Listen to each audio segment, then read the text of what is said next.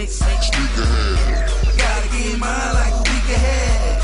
Can I cut the line? Let me sneak ahead. I'm a sneakerhead. Sneakerhead. Sneakerhead. How many heads know what I'm talking about?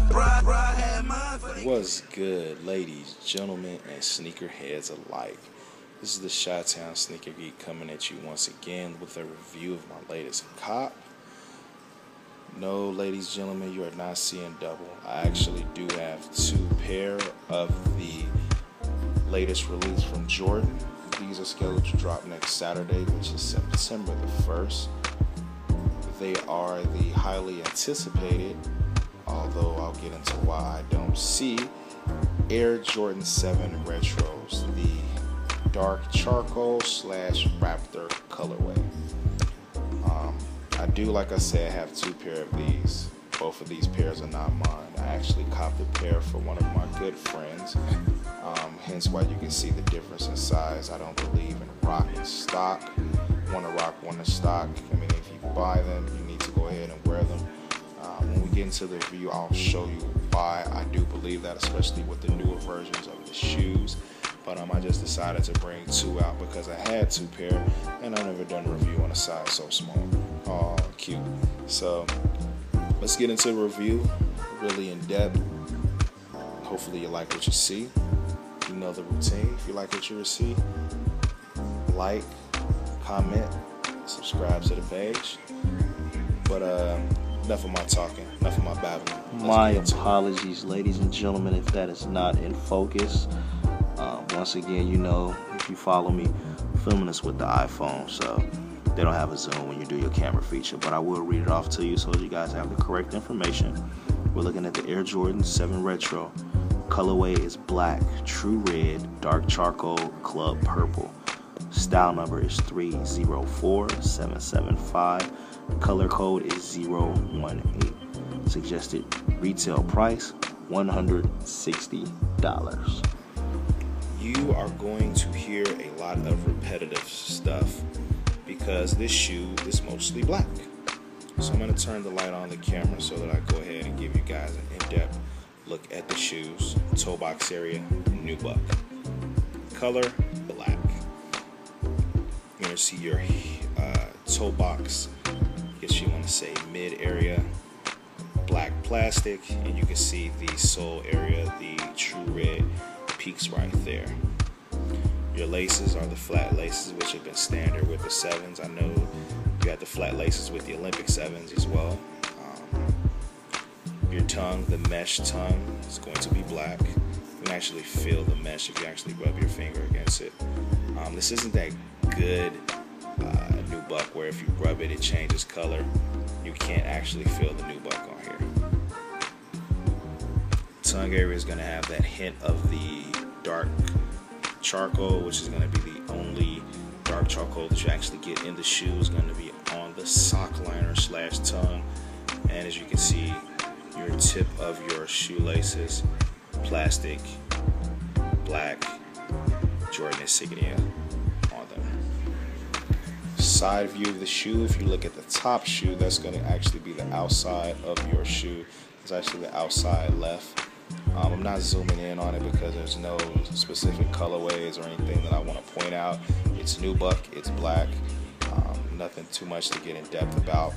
You see the Jordan insignia on the outside of the shoe, on the inner sole of the shoe. Same thing except without a Jordan insignia. You're going to have your mountaintops. The peak of your mountaintops are going to be the club red. You're going to have a true red. You're going to have the club purple on the middle. And then if you look closely, you can see where the sole area has that mesh look, which is the same as your tongue / sock liner. I'm actually going to edit this piece in the middle of the video, but I know that I said I don't believe in rocking stock. This is the reason why. If you look closely at the bottom of the Jordan 7s, you can see that they're already creasing. I believe that this material is going to get hard and crack over time. So there's no reason for you to buy a pair to stock if you're not going to wear them. I mean, you can even feel it, and you can tell like it's a rubbery material that bounces back, and you can tell that over time this will become stiff, it will become stale, and it will crack. So that's the reason why I don't believe in rock and stock, especially with your new shoes, simply because the materials aren't, made to withstand the test of time. If you look at that, like I said, out the box, it's already a little stiff. You can tell it looks like it's a little dry. So, beware with those. Beware with your rock and stocks. Say if you're going to spend $160 plus on a shoe, rock it. Is it not going to be the shoes that are going to be worth the $300 to $400 that are going to have that collector's value in the future? Rock them. And that's back of the shoe. Nothing special.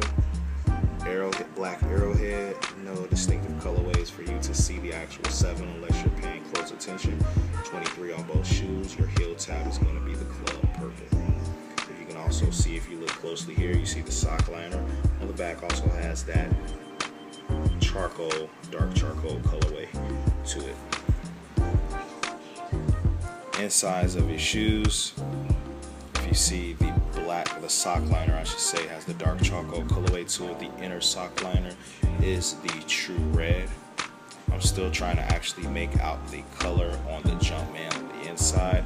I don't believe it's dark enough to be the club purple, but not bright enough to be the true red. I don't know what color you can say. It's kind of more like a brick red.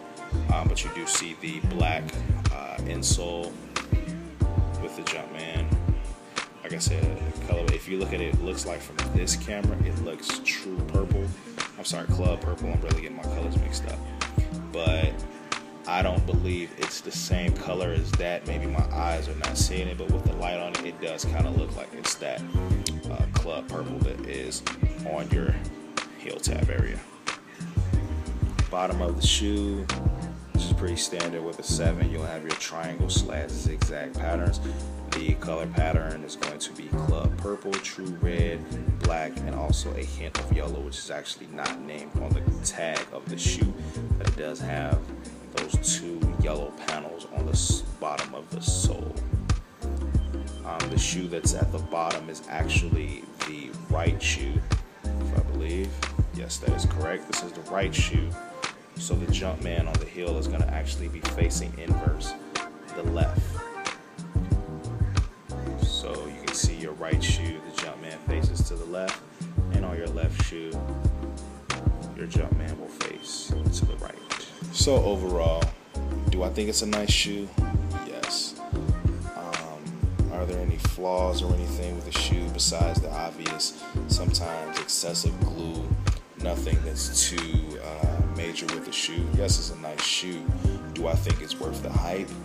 Probably not. I mean, it's an all nubuck shoe. The colorway, it's pretty. I guess if you want to be a hype beast about the Raptor colorway just so you can sell them, yeah. I mean, the hype, I think, really is more than the actual shoe. And you won't hear me say that about, well, you will hear me say that about a lot of shoes, but this one is like really off the charts as far as the hype. Maybe because of colorway as it came out in a couple of years, I don't know, but people are really going crazy over this colorway. I know a lot of people have gotten them early. A lot of people have bought them from resellers, probably bought C grades, prototypes, probably spent over $300 on this colorway. I personally paid retail for these things, and it's a nice shoe, something to add to the collection, but is it going to be a staple like that? Oh, this is the first or second piece I'm going to show in my collection? Definitely not.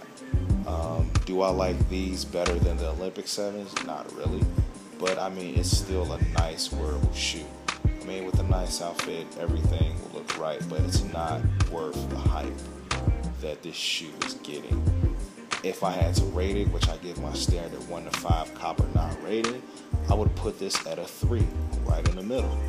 It's not something that I would stand out and camp out for, but it is a nice shoe. But it's not one of those I gotta have shoes. It's not one of those I gotta spend over retail to get type shoes. So, to each is his own. If you agree, please comment. If you don't agree, comment. But to me personally, like I said, this is one of those middle of the road shoes. It's a nice shoe. The The stitching, the patterns is really nice, really put together. Not a lot of excess glue, but I mean, if you look very closely, you can see where things, don't mesh as far as the glue, as far as where they over access it. But is it one of, like I said, is it one of those shoes that you got to break your neck to get? Nah, I don't personally believe so. But I'm sure the hype of millions is going to outweigh the opinion of this one man. But it is what it is. So let me know what you like. Let me know what you don't like. Let me know if you agree or disagree. You know the routine. Rate, subscribe, comment. Shout out to a couple of my followers. I know that my in-laws in Columbus, Ohio have been, watching my page and giving their credits and putting it on their Facebook page. So I definitely want to shout out my folks up in Columbus, Ohio. Tony, Sue Ellen, Stacy, Stephanie. I see y'all in a couple of weeks. To everybody else who's been following the page, much love. Appreciate everything. Chi-Town Sneaker Geek is about to lay it down. So I wish you peace and blessings, and I'll see you on the next one.